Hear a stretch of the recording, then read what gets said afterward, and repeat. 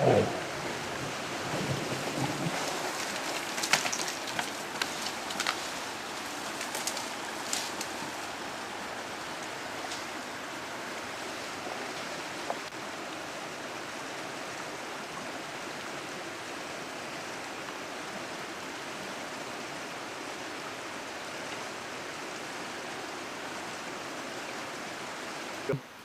right, last night about 7:15, Alfredo and Jim and I were hunkered down on the edge of the river about 40 yards behind me. And this big bear and one other about the same size came out of the woods to feed on the salmon, and eventually the male of the two, this one, came downriver. Jim was able to identify it for sure as a male because he saw his penis shaft silhouetted against the bright water that the sky was reflecting off of. After the sun had gone down, it was getting pretty dusky. But this bear fed right downriver in the middle of the channel until he was just 5 yards away from me broadside, and he was kind of looking for salmon and swirling around different directions, but I waited for just the right moment.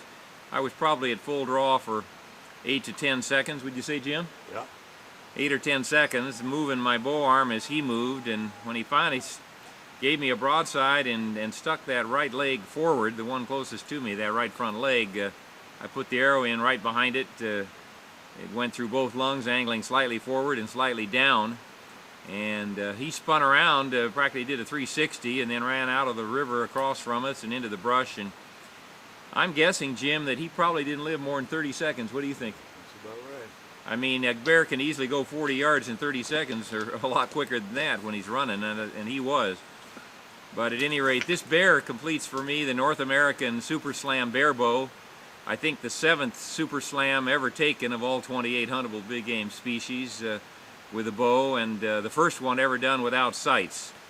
I simply used 3 fingers on the string and no sights, although this bear was taken with a compound, the Martin Cougar 2000, which also took my new world record grizzly last May 18th. This bear is the second brown bear I've taken with an arrow. The first one I never could quite claim officially because literally as the bear was dying, after it had already rolled down the hill 50 yards, my guide, who hadn't ever guided a bow hunter before, didn't believe an arrow could kill a big bear, I guess. He got antsy and excited and started firing at the little motion in the brush down below, and one bullet ended up in his hide 6 inches away from his tail at right angles of the spine, and the bear was dead a few seconds later anyway from my arrow, not the bullet. So I had to do this one over again, but Jim Boyce made it easy. He's easily, in my opinion, the best brown bear guide in all of Alaska. And I was lucky enough to meet up with him a couple of years ago at a FNAWS convention, and then got to know him better on a plane ride south to Seattle from Sitka after my brown bear hunt last fall.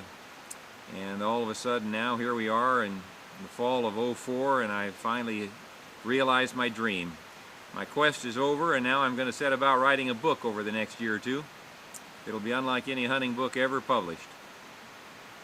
Dennis Dunn from Seattle, Washington. Congratulations, Dennis. Hey, Jim. On your Super Slam. Good job. Thanks really so good much, job. Jim. I can't thank you enough. Yeah. It's a good shot. It's a good setup. Worked out good. Everything just fell into place perfectly, didn't it? Yep. And they don't come much closer than that if you want in-your-face action. No. 5 yards. Pretty dang nice. Alfredo, thanks to you for filming it last night too. You're welcome. It's my pleasure. And for this morning. What a team, huh? Yeah. All right, I think that'll do it.